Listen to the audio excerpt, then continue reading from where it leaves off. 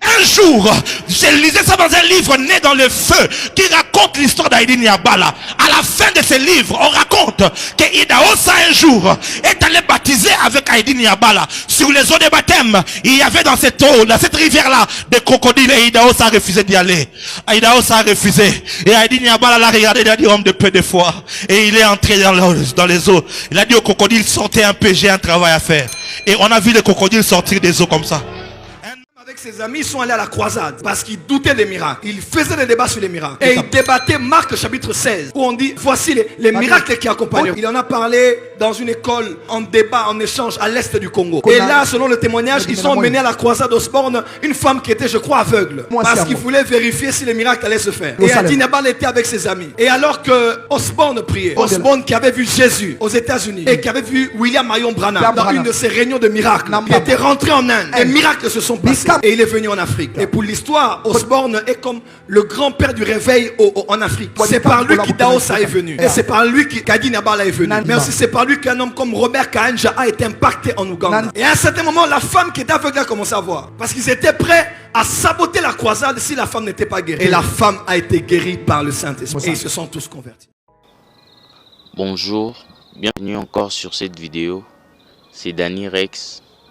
Alors, dans cette vidéo, c'est juste quelques histoires de miracles de l'apôtre Alexandre Aïdine Yabala que le prophète Joël et le prophète Jimmy ont récapitulé. C'est l'objet de l'histoire d'aujourd'hui. Alors, regardez jusqu'à la fin et n'oubliez pas de vous abonner. Merci.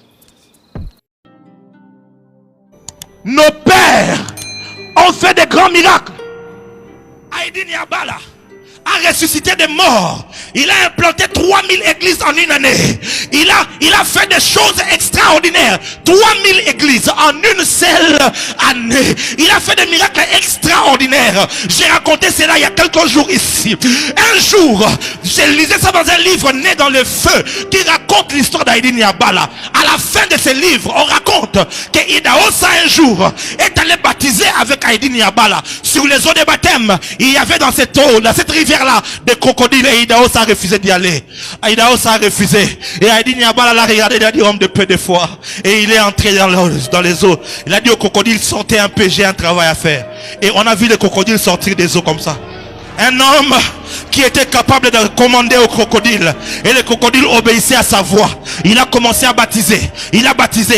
Et à un moment, Idaosa l'a rejoint. Ils ont baptisé ensemble. Quand ils ont fini de baptiser, alors que Idaosa est sorti, Aïdine Yabala mettait son pied dehors. Les crocodiles ont commencé à retourner dans la rivière.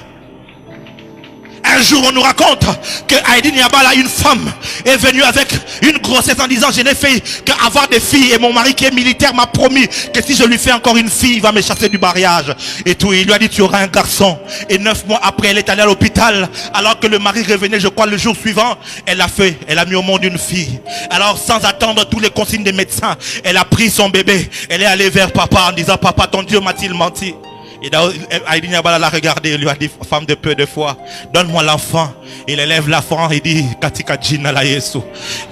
Quand il redonne l'enfant, mes frères et sœurs, l'enfant était un garçon.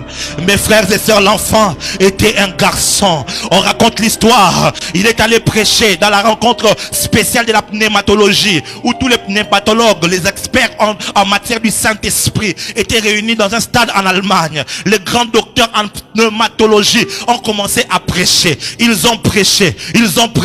Le Saint-Esprit, c'est Roua, c'est Pneuma et tout ça. Ils ont fait des exposés pendant des heures. Et quand Aïdine Yabala est monté et il a dit Saint-Esprit, moi je ne sais peut-être pas dire tout ce que les autres ont dit, mais je peux au moins démontrer que tu es présent. Katika Jina la Yesu. Et les paralytiques ont commencé à marcher, les aveugles ont commencé à voir. Mes frères et sœurs, Nzambe Malamu est l'une des communautés établies dans toute l'étendue de la République démocratique du Congo et répandue dans l'Afrique. Je suis allé en Ouganda, j'ai trouvé Nzambe Malamu au Rwanda, au Burundi. Vous trouverez cela en Europe, aux États-Unis, au Canada, partout. Aïdine Yabala n'a pas prié en hébreu. Mon Dieu. Aïdine Yabala ne disait pas Baruch Ben Chen Adonai. Il ne disait pas toutes ces choses. Il disait Nzambe Malamu Mungu ni mwema. Il disait Katika Jina la Yesu. C'est même au nom de Jésus a ressuscité des morts. Je crois en ce même au nom de Jésus. Je n'ai pas besoin de changer de manière de parler. Ce n'est pas, oh mon Dieu, ce n'est pas en disant au nom de Yeshua HaMashiach qu'un miracle se fera. C'est en ayant la vraie foi au nom de celui qui était mort, qui a été enseveli et qui est revenu à la vie. Alléluia. Pap Alanga.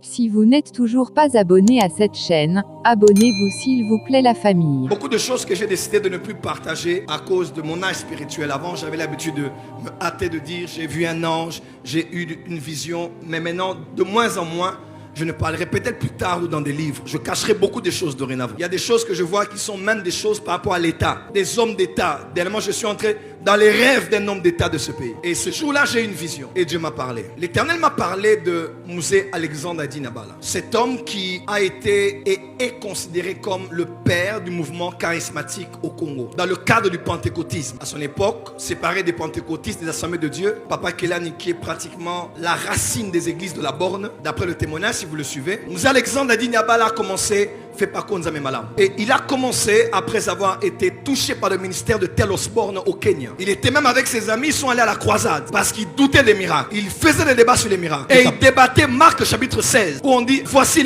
les miracles qui accompagnent. Il en a parlé dans une école en débat, en échange à l'est du Congo. Et là, selon le témoignage, ils sont menés à la croisade d'Osborne une femme qui était, je crois, aveugle. Parce qu'il voulait vérifier si les miracles allaient se faire. Et Adinabal était avec ses amis. Et alors que Osborne priait, Osborne qui avait vu Jésus aux États-Unis et qui avait vu William Marion Branham dans une de ses réunions de miracles, il était rentré en Inde. Les miracles se sont passés et il est venu en Afrique. Et pour l'histoire, Osborne est comme le grand-père du réveil en Afrique. C'est par lui qu'Idaosa est venu. Et c'est par lui qu'Adinabala est venu. Mais aussi c'est par lui qu'un homme comme Robert Kanja a été impacté en Ouganda. Et à un certain moment, la femme qui était aveugle a commencé à voir. Parce qu'ils étaient prêts à saboter la croisade si la femme n'était pas guérie. Et la femme a été guérie par le Saint-Esprit. Et ils se sont tous convertis. Dis avec moi l'urgence des miracles. Son histoire est longue, je ne suis pas là pour la raconter. Mais cet homme est né le 15 juillet 1927 et il est mort le 1er mai 1997. Il est mort à 69 ans. L'histoire, vous savez, on dit quand il est mort, il y a eu des morts ressuscités à l'hôpital et les malades ont totalement été guéris dans cet hôpital. Et plus que ça même. Ici, je pense que c'était au jardin botanique. Vous connaissez l'histoire? Lorsqu'on transportait son corps pour l'emmener dans sa dernière demeure, il y avait quelqu'un qui était percu des pieds. Il courait et il voulait toucher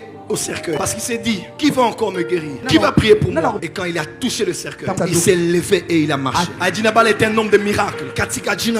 Et des miracles se passent et des miracles se produisent. Adinabala a engendré Tumba Shaumba. Tumba Shaumba a engendré le couple Bopea, maman Charlotte, maman Boui Bopea. Et elle m'a engendré dans la foi. Moi je suis né de la lignée de Adinabala. Voilà pourquoi dans notre ligne, dans l'ADN spirituel, nous avons tous le don de foi et le don des miracles. Pour certains ce sont des prophètes, comme Big Prophet Emmanuel Lumbu, prophète Timothée qui est mort, et beaucoup d'autres prophètes, Sikatenda, le père qui est aussi sorti de là, pasteur Barouti qui est sorti de là, maman Olangi qui est sorti de là, presque tout le monde. Même moi qui vous parle, je viens de ma racine originelle, je viens de là. Voilà pourquoi quand je te parle des miracles, quand je prie pour les miracles, il faut que tu crois qu'Adinabala n'est plus là, mais son Dieu est là. Il est le même hier, aujourd'hui, éternellement. Ce qu'il a fait hier, peut et il va le faire aujourd'hui. Quelle que soit ton impossibilité, le Dieu d'Alexandre Adinabala est vivant encore aujourd'hui. Et j'ai été emmené en vision dans laquelle j'ai vu un jour de prière. Je l'ai vu en vision. J'ai été emmené là et j'ai vu dans mon esprit ce que je vous partage maintenant. Je n'ai pas le temps de consulter quelqu'un de fait parcours parce que je crois aux visions. Comme disait Kenneth Hagin, je crois aux visions et je crois en ce que j'ai vu. C'était un 24 mars 1997. Après la vision, il était allé à l'église. Et ceux qui connaissent l'histoire peuvent recourir à l'histoire. Je l'ai vu, il était malade. Je l'ai vu prier. Il a fait 2 prières. Je vous parle de ce que j'ai vu et j'ai écrit. La première vision que je voyais, il priait à Dieu. Il disait Seigneur, il n'y a pas de prophète sans message. C'est comme ça que j'entendais. Il priait. Deuxième requête, il priait pour le Congo. Et Dieu l'avait donné 2 réponses. Je vous parle d'une vision et d'une extase spirituelle. Et j'entends Dieu l'avait dit. Dieu l'avait dit, mon œuvre, j'ai écrit ce que j'ai capté en esprit. Dieu disait, première requête, il dit l'œuvre de Dieu meurt car il n'a pas de personne capable pour se sacrifier pour leur.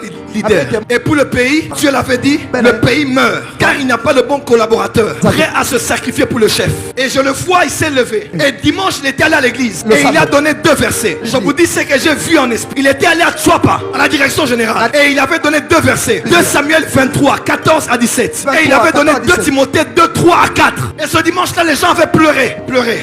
Et l'Éternel m'a parlé. Pour ce qu'il fait en cette saison. L'Éternel Dieu m'a parlé. Pour ce qu'il fait dans cette église. Et humblement parlant, ce qu'il fait au travers de notre ministère. Quand il est mort, il y a des émissions qui passaient sur Sao Malam et qui faisaient le reportage de sa vie. À cette époque-là, j'ai fait un songe. Et le songe que j'ai fait, je me voyais avec ma mère. On était sur une avenue. Et subitement, Moussa Alexandre avait une foule derrière lui. Il y avait une foule derrière lui et il avançait. Et il y avait une autre foule. Il y avait une femme avec un enfant dans un cercueil. Et ma mère et moi, on regardait cette... Et Moussa, il s'est approché. Il a touché le cercueil. Et l'enfant était ressuscité. Et tout le monde commençait à crier. Et les foules se sont entremêlées. Et ma mère m'a dit dans la vision, va, il va prier pour toi. Et quand je le regardais, je ne l'avais jamais vu. Je ne connaissais même pas son visage. J'ai vu son visage plus tard dans des photos. Et Dieu m'a dit, c'est lui Adi Nabala. Et ma mère me disait, va, il va prier pour toi. Et je disais, il est mort. Comment il peut prier pour moi? Elle a dit, va prier pour toi. J'ai dit, non, il est déjà mort. Elle dit, va prier pour toi. Je me suis retrouvé devant lui. Il m'a imposé les mains et il m'a dit 2 choses. Il m'a dit, ce que j'ai fait, toi aussi tu feras ça. Et tu feras plus que ça. Et deuxième chose, il m'a dit, mais tu n'es pas un homme d'église. Tu es un missionnaire comme moi. Ma mère peut se rappeler, je l'ai partagé ça. Ça fait des années. Et ce matin, à Kinshasa, en cette saison, j'invoque le Dieu de nos pères. J'invoque le Dieu de nos pères. J'invoque le Dieu de Simon Kimba. J'invoque le Dieu d'Alexandre Adinaba. J'invoque le Dieu de William Mayon Branham. J'invoque le Dieu de Catherine Kuhlman. J'invoque le Dieu de ses prophètes. Le Dieu de Séverin Kakou. J'invoque le Dieu des anciens prophètes et apôtres qui ont marché sur cette terre et ont démontré la puissance de Dieu dans leur génération. C'est ce Dieu-là qui est venu à Kinshasa. C'est ce Dieu-là qui est venu à Limité. C'est ce Dieu-là qui est venu à la 10e rue. Non pas pour moi, non pas pour vous, pour la gloire de Jésus et le salut des âmes. Voilà, c'est la fin. Merci d'avoir regardé jusqu'à la fin. N'hésitez pas à vous abonner encore. Vas-y.